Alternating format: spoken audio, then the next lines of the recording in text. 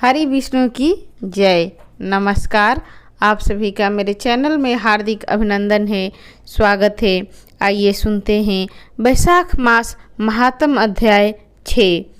इस अध्याय में भगवान कथा के श्रवण और कीर्तन का महत्व तथा वैशाख मास के धर्मों के अनुष्ठान से राजा पुरयस्या का संकट से उद्धार। ऋतुदेव बोले, मेष राशि में सूर्य के स्थित रहने पर जो वैशाख मास में प्रातः काल स्नान करता है और भगवान विष्णु की पूजा करके इस कथा को सुनता है, वह सब पापों से मुक्त हो भगवान विष्णु के परम धाम को प्राप्त होता है। इस विषय में एक प्राचीन इतिहास कहते हैं, जो सब पापों को नाशक, पवित्र कारक, धर्मानुकूल, वंदनीय और पुरातन है। गोदावरी के तट पर शुभ ब्रह्मेश्वर क्षेत्र में महर्षि दुर्वासा के 2 शिष्य रहते थे, जो परमहंस, ब्रह्मनिष्ठ, उपनिषद विद्या में परिनिष्ठ और इच्छा रहित थे। वे भिक्षा मात्र भोजन करते और पुण्यमय जीवन बिताते हुए गुफा में निवास करते थे। उनमें से एक का नाम था सत्यनिष्ठ और दूसरे का तपोनिष्ठ। वे इन्हीं नामों से तीनों लोक में विख्यात थे।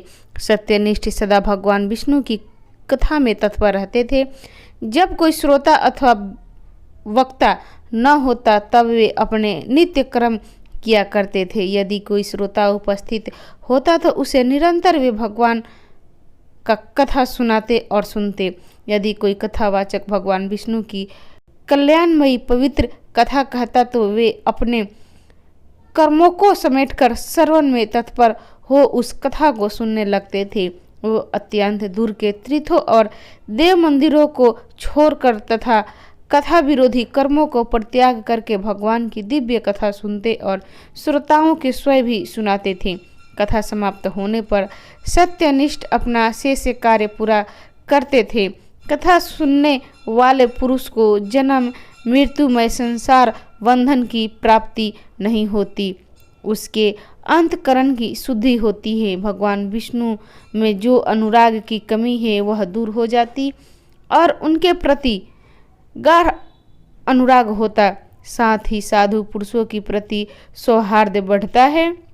रजोगुण रहित गुणातीत परमात्मा शीघ्र ही हृदय में स्थित हो जाते हैं। श्रवण में ज्ञान पाकर मनुष्य भगवत चिंतन में समर्थ होता है। श्रवण, ध्यान और मग्न, यह वेदों में अनेक प्रकार को बताया गया है। जहाँ भगवान विष्णु की कथा नहीं होती हो और जहाँ साधु पुरुष न रहते हैं, वह स्थान साक्षात गंगा तट ही क्यों न हो, निस्संदेह त्याग देने योग्य है। जिस देश में तुलसी नहीं है अथवा भगवान विष्णु का मंदिर नहीं है, ऐसा स्थान निवास करने योग्य नहीं है। यह निश्चय करके मुनिवर सत्यनिष्ठ सदा भगवान विष्णु की कथा और चिंतन में संलग्न रहते थे। दुर्वासा का दूसरा शिष्य तपोनिष्ठ दुराग्रह पूर्वक कर्म में तत्पर रहता था। वह भगवान की कथा छोड़कर अपना कर्म पूरा करने के लिए इधर उधर हट जाता था। कथा की अवहेलना से उसे बड़ा कष्ट उठाना पड़ा। अंत तो गत्वा कथापरायण सत्यनिष्ठ ने ही उसका संकट से उद्धार किया। जहाँ लोगों के पाप का नाश करने वाली भगवान विष्णु की पवित्र कथा होती है, वहाँ सब तीर्थ और अनेक प्रकार के क्षेत्र स्थित रहते हैं। जहाँ विष्णु कथा रूपी पुण्यमयी नदी बहती रहती है, उस देश में निवास करने वाले को मुक्ति उनके हाथ में ही है। पूर्व काल में पंचाल देश में पुरुषिया नामक एक राजा थे, जो पुण्यशील एवं बुद्धिमान राजा भूरिष्य के पुत्र थे। पिता के मरने पर पुरुषिया राज्य सिंहासन पर बैठे। वे धर्म की अभिलाषा रखने वाले, शूरता, उदारता आदि गुणों से संपन्न और धनुर्वेद में प्रवीण थे। उन महामती नरेश ने अपने धर्म के अनुसार पृथ्वी का पालन किया। कुछ काल के पश्चात राजा का धन नष्ट हो गया। हाथी और घोड़े बड़े बड़े रोगों से पीड़ित होकर मर गए। उनके राज्य में ऐसा भारी अकाल पड़ा जो मनुष्यों के अत्यंत विनाश करने वाला था।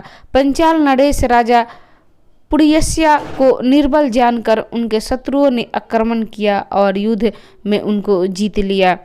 तदंतर पराजित हुए राजा ने अपनी पत्नी सिखनी के साथ पर्वत की कंदरा में प्रवेश किया। साथ में दासी आदि सेवकगण भी। इस प्रकार छिपे रहकर राजा मन ही मन विचार करने लगे कि मेरी यह क्या अवस्था हो गई। मैं जन्म और कर्म से शुद्ध हूँ, माता और पिता के हित में तत्पर रहा हूँ, गुरु भक्त उदार ब्राह्मणों का सेवक, धर्मपरायण, सब प्राणियों के प्रति दयालु, देव पूजक और जितेंद्रिय भी। फिर किस क्रम से मुझे यह विशेष दुख देने वाली दरिद्रता प्राप्त हुई? इस क्रम से मेरी पराजय हुई। किस क्रम के फलस्वरूप मुझे यह वनवास मिला है? इस प्रकार चिंता से व्याकुल होकर राजा ने खिंचित से अपने सर्वज्ञ गुरु मुनिश्रेष्ठ यज्ञ और उपयाज का स्मरण किया। राजा के आह्वान करने पर दोनों बुद्धिमान मुनीश्वर वहां आए। उन्हें देखकर पंचाल्य प्रिय नरेश सहसा उठकर खड़े हो गए और बड़ी भक्ति के साथ गुरु के चरणों में मस्तक रखकर प्रणाम किया। फिर वन में पैदा होने वाली शुभ सामग्रियों के द्वारा उन्होंने उन दोनों का पूजन किया और विनीत भाव से पूछा, विप्रो, मैं गुरु चरणों में भक्ति रखने वाला हूँ, मुझे किस कर्म से यह दरिद्रता, कोष, हानि और शत्रुओं से पराजय प्राप्त हुआ? किस कारण से मेरा वनवास हुआ और मुझे अकेले रहना पड़ा? मेरे न कोई पुत्र है और न भाई और न ही हितकारी मित्र ही है। मेरे द्वारा सुरक्षित राज्य में यह बड़ा भारी अकाल कैसे पड़ गया? ये सब बातें विस्तार पूर्वक मुझे बताइए। राजा के इस प्रकार पूछने पर वे दोनों मुनिश्रेष्ठ कुछ देर ध्यान मग्न हो इस प्रकार बोले, राजन, तुम पहले के 10 जन्मों तक महापापी व्याध रहे हो। तुम सब लोगों के प्रति क्रूर और हिंसा परायण थे। तुमने कभी लेश मात्र भी धर्म का अनुष्ठान नहीं किया। इंद्रिय संयम तथा मनोगृह का तुम में स्वथा अभाव था। तुम्हारी जिह्वा किसी प्रकार भगवान विष्णु के नाम नहीं लेती। तुम्हारा चित्त गोविंद के चारों चरणाविंदकों का चिंतन नहीं करता था और तुमने कभी मस्तक नवाकर परमात्मा को प्रणाम नहीं किया। इस प्रकार दुरात्मा व्याध का जीवन व्यतीत करते हुए तुम्हारे 9 जन्म पूरे हो गए। 10वां जन्म प्राप्त होने पर तुम सहा पर्वत पर पुनः व्याध हुए। वहाँ सब लोगों की प्रति क्रूरता करना ही तुम्हारा स्वभाव था।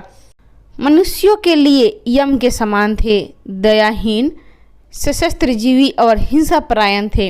अपनी स्त्री के साथ रहते हुए राह चलने वाले पथिकों को तुम बड़ा कष्ट दिया करते थे, बड़े भारी सठ थे। इस प्रकार अपने हित को न जानते हुए तुमने बहुत वर्ष व्यतीत किए। जिनके छोटे छोटे बच्चे हैं, ऐसे मृगों और पक्षियों के वध करने के कारण तुम दयाहीन दुर्बुद्धि को इस जन्म में कोई पुत्र नहीं प्राप्त हुआ। तुमने सबके साथ विश्वासघात किया, इसलिए तुम्हारे कोई सहोदर भाई नहीं हुआ। मार्ग में सबको पीड़ा देते रहे, इसलिए इस जन्म में तुम मित्र रहित हो। साधु पुरुषों के तिरस्कार के शत्रुओं द्वारा तुम्हारी पराजय हुई। कभी दान न देने के दोष से तुम्हारे घर में दरिद्रता प्राप्त हुई। तुमने दूसरों को सदा उद्वेग में डाला, इसलिए तुम्हें दुस्सहन वनवास मिला। सबको अभिप्रिय होने के कारण तुम्हें असह दुख मिला। तुम्हारे क्रूर कर्मों के फल से ही इस जन्म में मिला हुआ राज्य भी छिन गया। वैशाख मास की गर्मी में तुमने स्वार्थवश एक दिन का एक ऋषि को दूर से तालाब बता दिया था और हवा के लिए पलाश का एक सूखा पत्ता दे दिया था। बस इसी जीवन में इस एक ही पुण्य के कारण तुम्हारा यह जन्म परम पवित्र राजवंश में हुआ है। अब यदि तुम सुख, राजधनी, धनादि संपत्ति, स्वर्ग और मोक्ष चाहते हो अथवा संयुक्त एवं श्री हरि के पद की अभिलाषा रखते हो तो वैशाख मास के धर्मों का पालन करो, इससे सब प्रकार के सुख पाओगे।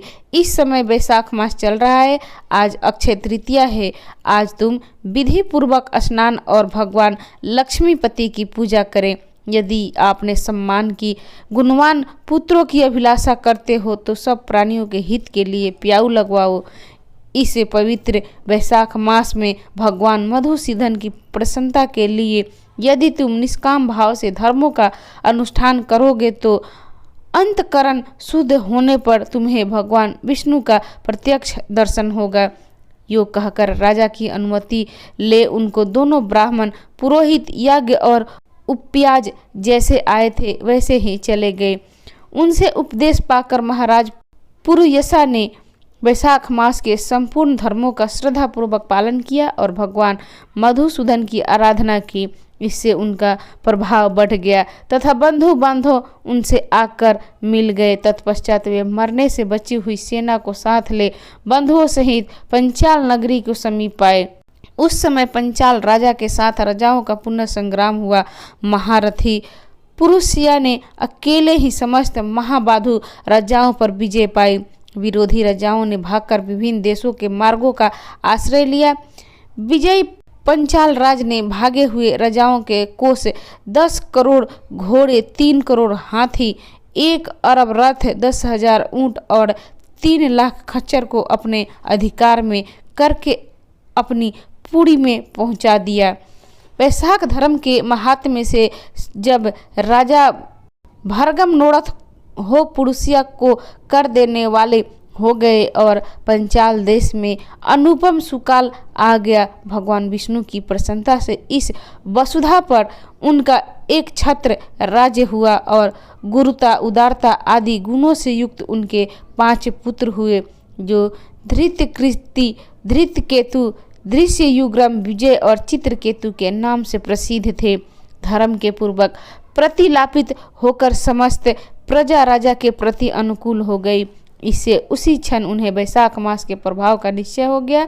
तब से पंचाल राजा भगवान विष्णु की प्रसन्नता के लिए वैशाख के धर्मों का निष्काम भाव से बराबर पालन करने लगे। उनके इस धर्म से संतुष्ट होकर भगवान विष्णु ने अक्षय तृतीया के दिन उन्हें प्रत्यक्ष दर्शन दिए। एक बार प्रेम से बोलिए हरि विष्णु की जय। भक्तगण, ये थी वैशाख मास के महात्म अध्याय 6 की कथा। आपको कैसी लगी? अच्छी लगी तो इसे लाइक करें, शेयर करें, मेरे चैनल को सब्सक्राइब करें। कथा सुनने के लिए आप सभी का धन्यवाद। नमस्कार। जय माता दी।